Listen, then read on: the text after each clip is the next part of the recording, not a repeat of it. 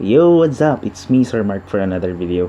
In this video, we're going to create the yung nauuso or the trend no, as of today. Dami ako nakikita kasi on my day na mga photos na inedit. Okay, then nagtaka ako kung ano yung mga application na yan. Okay, so ayun, one of my former students rather, no, tinanong ko kung ano yung app na ginagamit niya. And instead of doing a tutorial in Photoshop, no, ayun, naisip ko na gumawa rin ng tutorial with regards to this application. At ang application tayo yung tinatawag na PicsArt. Okay, ito yung PicsArt. Kasi yung isang student ko, dami-dami nagpapagawa sa kanya, dami-dami niyang pinupost sa my ID niya, pinapagawa sa kanya. So this is the right time, no, para at least ikaw naman mismo yung gumawa. Kasi quarantine, so ibig sabihin, no, you can use this application, you can use this time para explore and enhance yung iyong creativity using this PicsArt. Again, this is my first time to use this application. I'm not a fan of this, but ayun nga, gagawa tayo ng tutorial para at least makatulong din naman sa mga cellphone user. Okay, so PicsArt. So ayun, so first na gagawin natin, of course, i-open natin yung PicsArt. Okay, so ito yung interface ng PicsArt. I-download mo siya sa App Store or i-download mo siya sa Google Play Store. Okay, so mag-add tayo ng image. Ayun. Then next, hahanap tayo ng image na nandito. As you can see, yun yung mga first na in-edit ko kanina. Ayan, so we're going to select an image. Say for example ito. Ayan, yan yung image na gagamitin natin. Okay? So, ang unang gagawin natin will be applying effects. Ito yung effects natin. So, all you have to do is to click on effects, and then you're going to select kung anong effects ang gusto mong gamitin. In my case, I'll be using undead. Ayun. Pwede ka rin naman gumamit ng ibang magic, okay? Magic effects, yung mga yan. It's up to you kung ano yung choice mo, ano yung gusto mong gamitin. Okay, yan. Dami-daming pagpipilian. Kaya nga sabi ko, it's a nice application para at least na-craft mo yung creativity mo. Okay? So, we have to click on the undead. Ayan. Makikita nyo, no, may mga adjustments siya dyan. All you have to do is to click it once again. Lalabas yung kanyang effect. Ayan, yung fade na tinatawag. I-drag lang natin yan, i-adjust lang natin kung gaano mo or kung ano yung gusto mo doon. So, say for example, ito. Ayan. Ito, okay na to sa akin, mga around 65. Ay, 65. Ayan. Bakit 65? Ayan. As you can see, medyo makinis na yung mukha ko. Okay. Other things, say for example, na kung halimbawa sobrang fade na siya, may mga i-erase ka. You can use this tool. Nasa taas itong eraser tool na nandito. I-click mo lang yun. Say for example, itong salamin na to para at least maging clear. Pwede kong i-erase yan. I-erase ko din yan para at least maging visible siya. Ayan. So, okay na yan sa akin. So, yun. Next, ang gagawin natin is to click on okay. Okay? Then, next thing is to click on apply. So, na-apply na yan using effects. Next is to remove the background. Iiwan lang natin yan. Okay? Iiwan muna natin yan or tatanggalin natin yung background niya. So, akala ko dati using Photoshop lang matatanggal to, pero may mga applications na, dami-dami mga applications using phone na pwedeng pagtanggal ng backdrop. Okay, so I'll be using, i-click natin itong si cutout. Ayan, so level is to click on cutout. So next step na gagawin natin is to remove the background. Tatanggalin natin yung background ng image na. So there are two ways. The first one is using this line, itong line na to, okay, wherein i-draw mo yung papunta dito para matanggal yung background, which is nakadali yun. Second step is itong pipindot mo itong tao na to para ma-remove ka agad.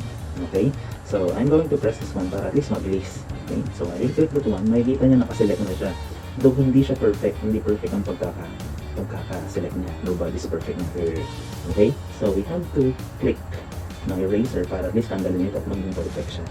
Okay, so we have to click on the eraser, tapos may option yan para at least mapalaki o makaliit yung eraser natin. So we're going to click on the eraser, tapos makikita mo yung puti kung gaano siya kalaki. Okay, tapos zoom lang natin, pinch out, ayan, then eraser, ayan, tapos i-erase na natin yun ngayon. Ayan, ayan, para at least sakto yung nakuha natin. Ayan. Tignan natin. Ayan. So, ayan. Told you, I'm not that expert on this application. Ayan. Ayan. So, draw lang natin dito. Draw lang natin yun. Ayan.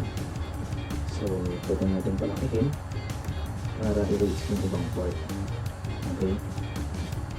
Anyway, kung magkamali ka naman ng pagkaka-erase mo, wala naman problema kasi meron naman undo. Ito yung undo natin. Okay, same as with this. Ayan, patransyahin lang natin. Oops, ayan. Kung sabi ko, magkamali ako. I'll just press may undo para at least matanggal yung ma-erase ko. Okay? So, dito naman, medyo malabo siya. Kaya lagyan ko siya ng paint using this one. Pwede painting it. Ayan, ganyan din kalaki. Tapos, i-paint ko siya dyan. Ayan, para oops. Para at least visible siya. Ayan, okay. Yung part naman medyo may erase or flat yan. Kaya gagawin ko, i-erase ko siya. Ayan, sige maliit. And then, oops. I-erase. Oops, undo. Okay. Oops. Ayan, okay na. Okay na for me. Okay, good enough. Good enough para sa akin. Okay, so after that, all you have to do is to click on save, nasa upper right. Save lang natin yan. Ayan yung magiging kalalabasan. So next na gagawin natin is to click on next. Click natin si next dyan. Ayan, tapos save. Save button natin.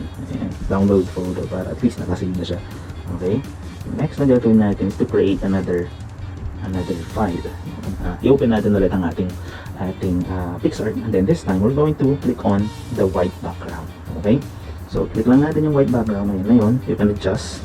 Okay, and then next is to import the image na ginawa natin kanina. So scroll lang natin, hanapin natin dito si add photo. Ito si add photo.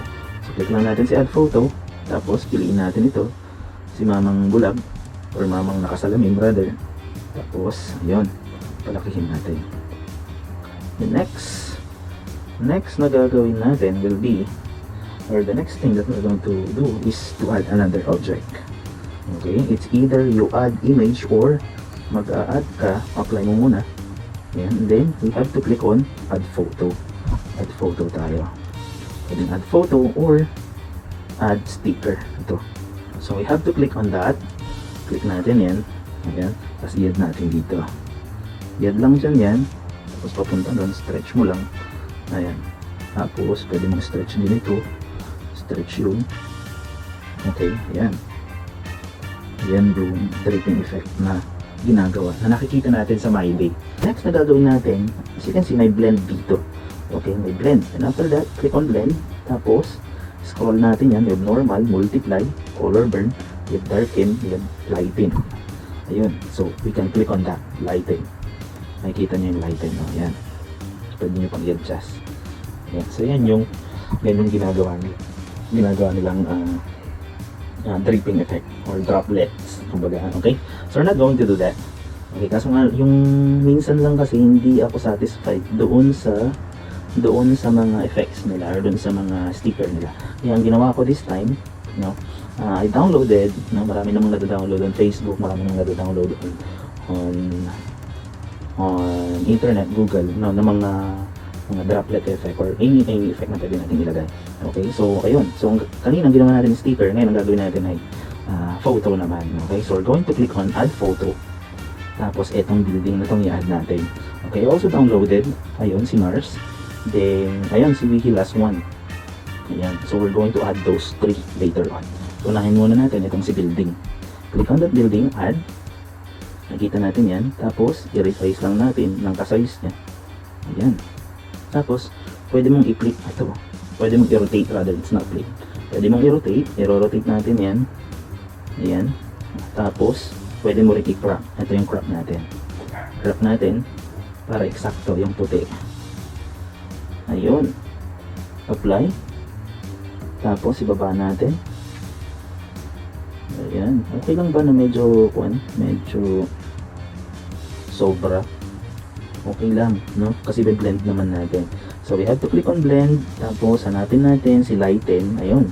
So, yan magiging effect niya. So, pwede mo i-adjust yan. Yan yung adjustment niya. Ayan. Ayan. Depende sa'yo kung anong gusto mo. Okay, on my case, ito yung gagawin ko. Ito gagamitin ko. Yan. So, we have to click on that. then click on apply.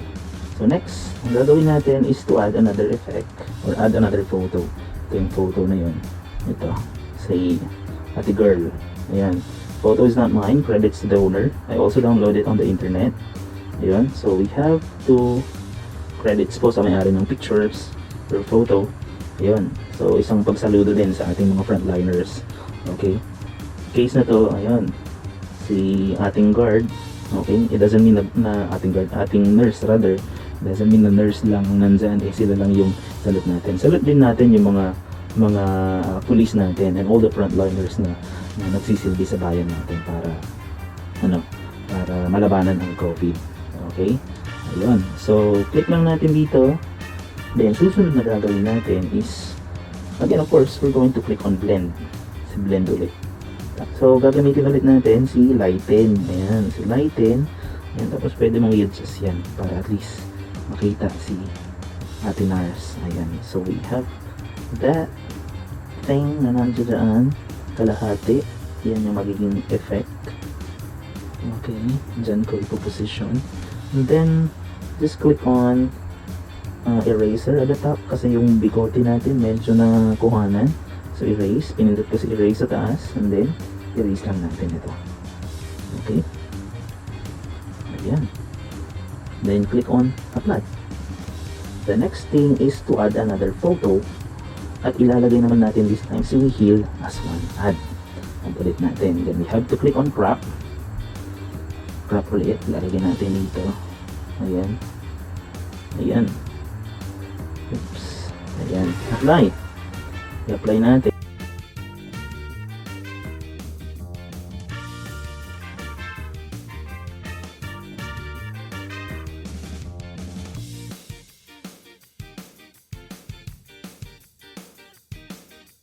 That's it for our output. Kung may natutunan ka sa video na to, please hit the subscribe button naman, and thumbs up, and click the notification bell button para at least updated ka kung meron tayong bagong tutorials na mga kagaya nito, or meron tayong mga kaganapan like mga entertainment purposes. Okay? And before I end this video, I'd like to say shout out to Nomer Rosales, okay, na lagi nagpapa-shout out, makikita natin sa description. Then we have BJ Tenorio, ayun, nag-comment din. Ayun, yung mga estudyante ko from the 12 CSS, MBC, EPZ, and NJMB. Shout out sa inyong lahat. Keep safe, magkikita-kita pa tayo. And of course, my previous students to all CSS, and of course the students of Daniel Maramba National High School. Para sa inyo lahat itong mga ito, and of course sa lahat ng nanonood sa atin. Okay, that's it for today. Keep safe and we heal as one. Thank you very much. God bless. Peace out.